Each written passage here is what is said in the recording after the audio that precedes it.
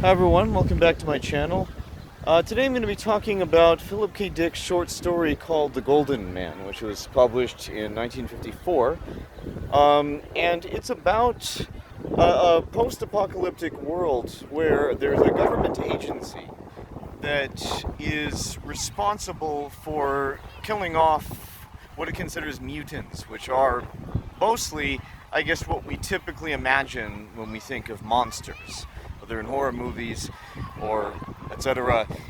But on the flip side, so like on the one hand, they have a very primitive quality; they're more like animals. But on the other hand, on the flip side, they have these strange, superhuman, supernatural abilities. They're telekinetic, pretty much all of the above. This sort of this extra sense, a sixth sense that they all seem to have, which sort of creates kind of a paradox because it, on the one hand, it threatens the evolution of the society.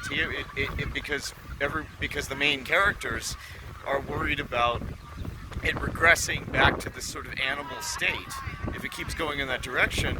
On the other hand, though, it actually poses an even more frightening threat, which is that because of their powers, because of these incredible abilities that they have, that they would become the leaders of the world.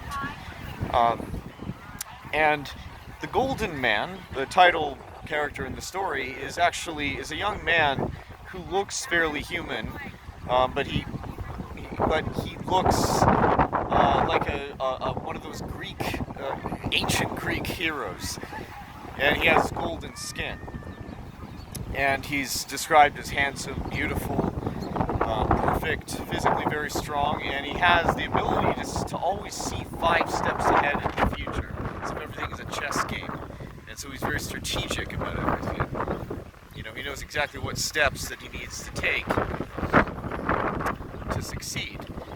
And so when he's captured by this government agency and they're going to execute him, he's able to predict that there is no way out, so he surrenders. However, there's a twist that one of the characters who's part of this government agency, a young woman, ends up falling in love with him because of his physical beauty and his adroitness, these mental abilities that he has. And so she ends up helping him escape, and he impregnates her. A little bizarre. But at the end of this all, the main character, the protagonist, not the Golden Man, but the man who was a part of the agency, one of the people who was going to execute him, has this sort of philosophical musing, like how about the future, which goes back to what I was saying earlier about how the animal instinct was triumphing over the intellect, and it also brings up a few different themes. One of which is the idea that in the strengthening of the intuitive abilities, or I guess in some religions and some cultures they might call them spiritual abilities, there's a sense of also regressing and going back to the Dark Ages. The idea of people becoming both, intellectually superior, but also intuitively superior, or even spiritually superior, almost is perhaps is not really viewed or hasn't been discovered as compatible yet.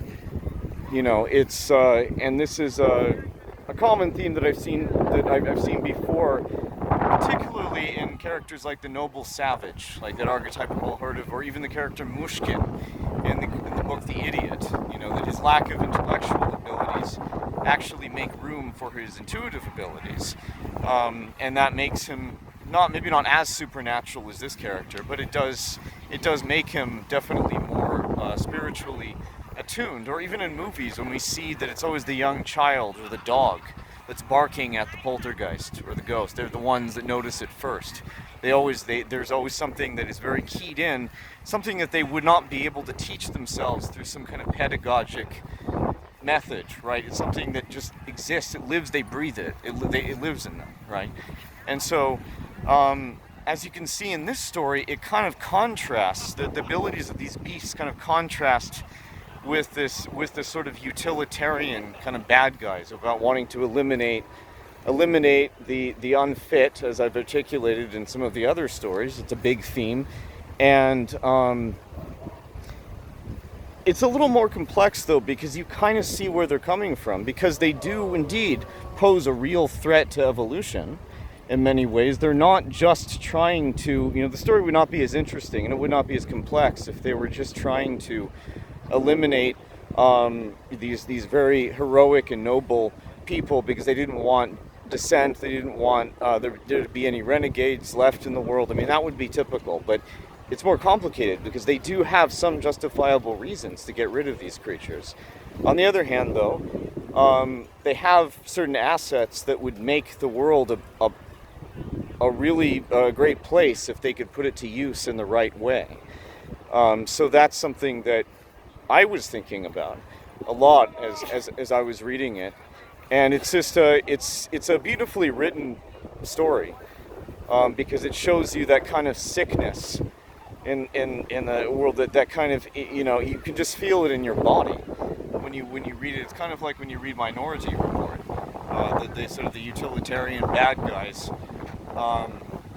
versus the kind of free spirit that it's trying to step on.